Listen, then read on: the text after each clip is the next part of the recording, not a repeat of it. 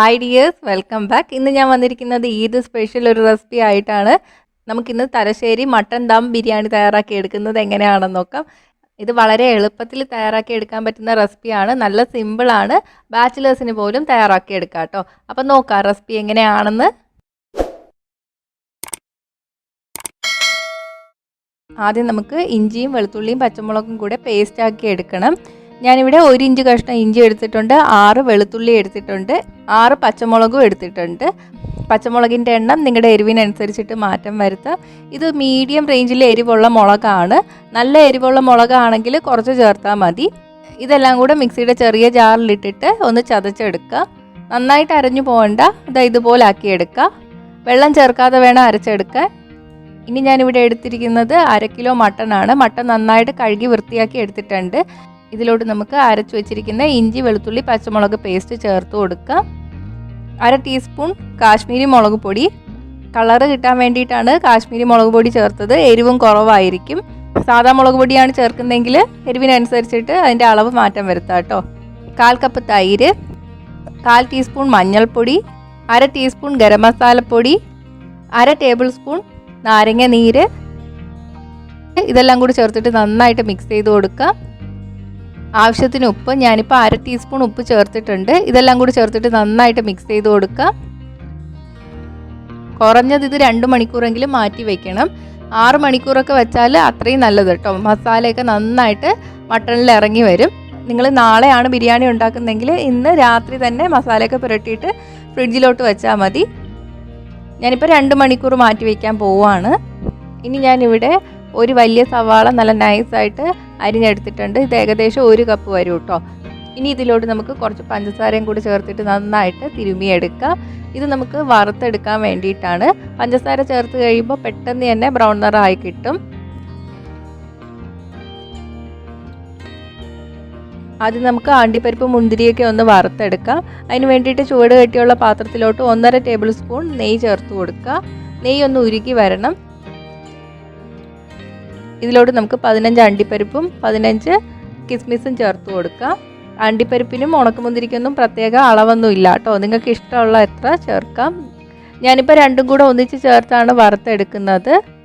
അണ്ടിപ്പരിപ്പ് നല്ലവണ്ണം മുരിഞ്ഞ് കിട്ടണമെങ്കിൽ മാത്രം സെപ്പറേറ്റ് ആയിട്ട് വറുത്തെടുത്താൽ മതി. അപ്പോൾ ഇത് റെഡി ആയിട്ടുണ്ട്, നമുക്ക് കോരി മാറ്റാം. ഇനി ഇതിലോട്ട് നമുക്ക് 1 ടേബിൾ സ്പൂൺ എണ്ണയും കൂടെ ചേർത്ത് കൊടുക്കാം. വെളിച്ചെണ്ണ എടുത്താലും സൺഫ്ലവർ ഓയിൽ എടുത്താലും കുഴപ്പമൊന്നുമില്ല കേട്ടോ. എണ്ണ ചൂടായിട്ട് വരുമ്പോൾ ഇതിലോട്ട് ഉള്ളി അരിഞ്ഞത് ചേർത്ത് കൊടുക്കുക. ഇനി ഒന്ന് ബ്രൗൺ നിറമായി വരുന്ന വരെ വറുത്തെടുക്കണം. തീ മീഡിയത്തിൽ വേണം ഇടാൻ, കൂട്ടിയിടരുത്, കരിഞ്ഞു പോവും. അപ്പോൾ ഇത് റെഡി ആയിട്ടുണ്ട്, നമുക്ക് കോരി മാറ്റാം. ഇനി ഈ എണ്ണയിൽ തന്നെയാണ് നമ്മൾ മസാല ഉണ്ടാക്കിയെടുക്കുന്നത്. കോരിയെടുക്കുമ്പോൾ 1-2 ഉള്ളി അവിടെ കിടന്നെന്ന് പറഞ്ഞ് പ്രശ്നമൊന്നും ഇല്ല കേട്ടോ. ഇനി ഈ എണ്ണയിലോട്ട് നമുക്ക് 2 തണ്ട് കറിവേപ്പില ചേർത്ത് കൊടുക്കാം. 3 സവാള നല്ല നൈസായിട്ട് നീളത്തിൽ അരിഞ്ഞതും കൂടി ചേർത്ത് കൊടുക്കാം. സവാളയ്ക്ക് ആവശ്യമുള്ള ഉപ്പ്, ഇതെല്ലാം കൂടി ചേർത്തിട്ട് സവാള നല്ല ബ്രൗൺ നിറമായി വരുന്ന വരെ വഴറ്റിയെടുക്കാം. സവാളയ്ക്കുള്ള ഉപ്പ് മാത്രമേ ചേർക്കാവൂ. നമ്മൾ മട്ടന് വേണ്ടിയിട്ടുള്ള ഉപ്പ് നേരത്തെ തന്നെ ചേർത്തിട്ടുണ്ട്. സവാള ബ്രൗൺ നിറമായി വന്നിട്ടുണ്ട്. ഇതിലോട്ട് നമുക്ക് ഒരു വലിയ തക്കാളി നീളത്തിൽ അരിഞ്ഞത് ചേർത്ത് കൊടുക്കാം. തക്കാളി ഒന്ന് വെന്ത് വരണം. ഇപ്പോൾ തക്കാളി വഴറ്റി എടുത്തിട്ടുണ്ട്. ഇതിലോട്ട് നമ്മൾ മസാല പുരട്ടി വെച്ചിരിക്കുന്ന മട്ടൺ ചേർത്ത് കൊടുക്കാം. ആ പാത്രത്തിലുള്ള മസാല മൊത്തം ചേർത്ത് കൊടുക്കണം കേട്ടോ.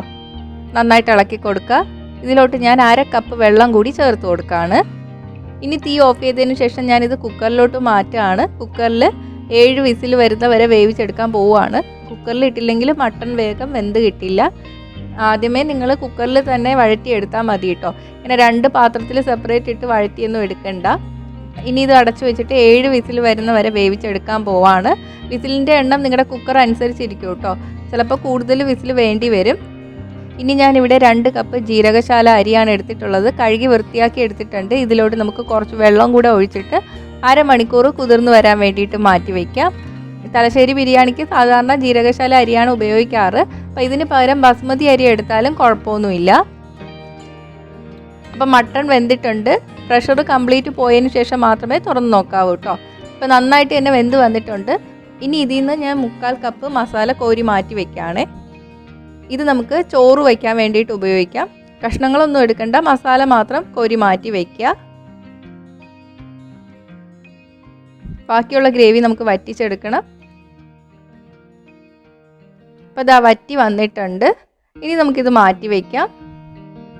അപ്പോൾ ചോറ് വേവിക്കാൻ വേണ്ടിയിട്ട് ഞാനിവിടെ വെള്ളം എടുത്ത് വെച്ചിട്ടുണ്ട്. 1 കപ്പ് അരിക്ക് 1.5 കപ്പ് വെള്ളം വെച്ചിട്ട് 3 കപ്പ് വെള്ളമാണ് വച്ചിരിക്കുന്നത്. ആവശ്യത്തിന് ഉപ്പ് ചേർത്ത് നന്നായിട്ട് ഇളക്കി കൊടുക്കാം.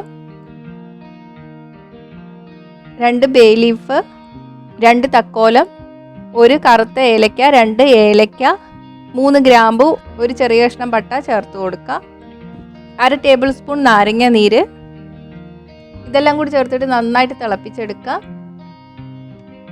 ഇനി ഇതിലോട്ട് നമ്മൾ കഴുകി വെച്ചിരിക്കുന്ന അരി കൂടി ചേർത്ത് കൊടുക്കാം. 1 ടേബിൾ സ്പൂൺ നെയ്യ്.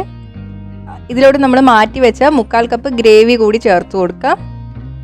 ഇനി അരി 1/4 വെന്ത് വരണം. തീ മീഡിയത്തിലോട്ട് ഇട്ട് കൊടുക്കുക.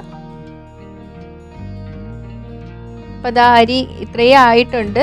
ഈ സമയമാകുമ്പോൾ തീ ഒന്ന് കുറച്ചിട്ട് കൊടുക്കുക കേട്ടോ. വെള്ളം വറ്റിച്ചെടുക്കണം, ഇല്ലെങ്കിൽ അടിക്ക് പിടിക്ക്. നന്നായിട്ട് ഇളക്കി കൊടുക്കുക.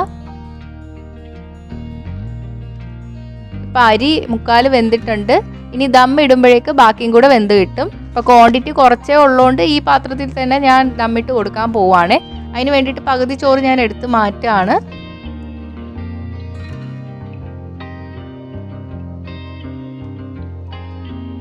ഇനി ഇതിൻ്റെ മുകളിലോട്ട് നമുക്ക് മട്ടൺ ഇട്ട് കൊടുക്കാം. ഉള്ളി വറുത്തത്, അണ്ടിപ്പരിപ്പ് മുന്തിരിയും, 1 പിടി മല്ലിയില അരിഞ്ഞത്, 1 പിടി പുതിനയില. ഇതിലോട്ട് 1/4 ടീസ്പൂൺ ഗരം മസാലപ്പൊടി വിതറി കൊടുക്കുക. കുറച്ച് നെയ്യിട്ട് കൊടുക്കുക. ഇനി ഇതിൻ്റെ മുകളിലോട്ട് നമുക്ക് ബാക്കിയിരിക്കുന്ന ചോറിട്ട് കൊടുക്കുക. കുറച്ചേ ഉള്ളതുകൊണ്ട് ഞാനിപ്പോൾ 2 ലെയറായിട്ടാണ് ഇട്ട് കൊടുത്തത്. അപ്പോൾ കൂടുതലുണ്ടെങ്കിൽ 3 4 ലെയറൊക്കെ ആയിട്ട് ചോറിട്ട് കൊടുക്കുക കേട്ടോ. ഇനി ഇതിൻ്റെ മുകളിലോട്ട് നേരത്തെ പോലെ തന്നെ കുറച്ച് മല്ലിയില, 1 പിടി പുതിനയില, ഉള്ളി വറുത്തത്, അണ്ടിപ്പരിപ്പും മുന്തിരിയും വറുത്തത്, വീണ്ടും 1/4 ടീസ്പൂൺ ഗരം മസാലപ്പൊടി ഇട്ട് കൊടുക്കുക. കുറച്ച് നെയ്യ് ഇട്ട് കൊടുക്കുക. 1/2 ടീസ്പൂൺ റോസ് വാട്ടറും കൂടി ഒഴിച്ചു കൊടുക്കുക. ഇനി ഇത് നമുക്ക് അടച്ചു വയ്ക്കാം. ഇനി ഇത് നല്ല ടൈറ്റായിട്ടുള്ള അടപ്പ് വെച്ചിട്ട് അടയ്ക്കുക. ഇപ്പോൾ ലൂസായിട്ടുള്ള അടപ്പാണെങ്കിൽ ഇതിന് ചുറ്റും മൈദമാവ് വല്ലതും കുഴച്ചിട്ട് ഒട്ടിച്ച് വയ്ക്കുക. ആവി പുറത്ത് പോകാതിരിക്കാൻ വേണ്ടിയിട്ടാണ്. ഈ അടപ്പ് വെച്ചിട്ട് ആവിയൊന്നും പുറത്ത് പോവില്ല. അതുകൊണ്ട് ഇങ്ങനെ തന്നെയാണ് ഞാൻ അടയ്ക്കുന്നത്, വേറെ ഒന്നും ഒട്ടിക്കുന്നില്ല. ഇനി നമുക്ക് ദമ്മിട്ടെടുക്കാം. ഗ്യാസ് സ്റ്റൗവിലാണ് നിങ്ങൾ ചെയ്യുന്നതെങ്കിൽ ദമ്മിടാനുള്ള എളുപ്പ വഴിയാണിത്. ഒരു കട്ടിയുള്ള പാനോ ദോശക്കല്ലോ വെച്ച് കൊടുക്കുക. അതിൻ്റെ മുകളിൽ നമ്മുടെ പാത്രം വെച്ച് കൊടുക്കാം. ഇനി തീ സിമ്മിൻ്റെ മീഡിയത്തിൻ്റെ ഇടയ്ക്ക് ഇടുക. 20 മിനിറ്റ് നമുക്ക് ഇങ്ങനെ തന്നെ വെച്ചേക്കാം കേട്ടോ. തീ കൂട്ടിയിടരുത്. ഇപ്പോൾ 20 മിനിറ്റ് കഴിഞ്ഞിട്ടുണ്ട്. നമുക്ക് തുറന്നു നോക്കാം. ഇതാണ്ടോ നമ്മുടെ ബിരിയാണി റെഡി ആയിട്ടുണ്ട്. നല്ല ടേസ്റ്റുള്ള ബിരിയാണിയാണിത്. തലശ്ശേരി ബിരിയാണി ഉണ്ടാക്കാൻ അത്ര പാടൊന്നുമല്ല. ഇതാണ് എളുപ്പ രീതി. ഇതിൻ്റെ കൂടെ സാലഡോ പപ്പടോ അച്ചാറോ ഒക്കെ ആകുമ്പോൾ നല്ല അടിപൊളി കോമ്പിനേഷൻ ആയിരിക്കും. അപ്പോൾ ഒന്ന് ട്രൈ ചെയ്ത് നോക്കുക. ട്രൈ ചെയ്ത് നോക്കിയിട്ട് നിങ്ങളുടെ അഭിപ്രായങ്ങൾ കമൻറ്റ് ചെയ്യുക. ഇഷ്ടമായെങ്കിൽ ലൈക്കും ഷെയറും ചെയ്യുക. ഇഷ്ടപ്പെട്ടില്ലെങ്കിൽ ഡിസ്ലൈക്കും ചെയ്യുക. കൂടുതൽ റെസിപ്പീസിനായിട്ട് ചാനൽ ഇതുവരെ സബ്സ്ക്രൈബ് ചെയ്യാത്തവർ സബ്സ്ക്രൈബ് ചെയ്യാനും മറക്കല്ലേ. അടുത്തൊരു റെസിപ്പി ആയിട്ട് കാണാം. ബൈ.